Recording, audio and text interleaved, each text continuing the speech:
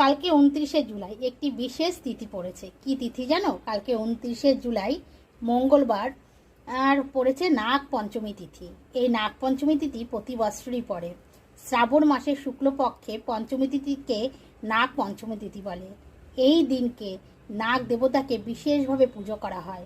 আর পুজো করলে তোমার সকল মনোবাঞ্ছা পূর্ণ হবে এবং সর্পদোষ বা কোনো রকম ছকে যদি কোনো রকম বলে না নাগ সর্পযোগ বলো, যা কিছুই আছে না সেগুলো তোমাদের ঠিক হয়ে যাবে। কি করবে জানো? সেদিনকে তোমাদের ঘরে যদি কোনো মানে সাপের ছবি থাকে বা কোনো সাপের মূর্তি থাকে বা যদি সেগুলো যদি নাও বা থাকে, কোনো ভোলানাথের মন্দিরে গেলে ভোলানাথের গলায় তো শিবের গলায় তো সর্প পেঁচানোই থাকে।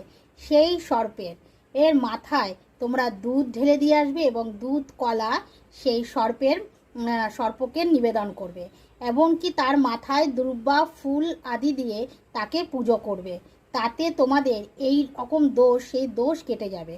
তোমরা যদি এগুলো কিছুই না করতে পারো তবুও একটি কাজ করবে, তোমাদের বাড়ির একটি পবিত্র যে জায়গাটা, সেই জায়গাটা একটা গর্ত করে সেখানেও তোমরা নাগের উদ্দেশ্যে দুধ অর্পণ করতে পারো। তাতেও তোমরা সুফল পাবে।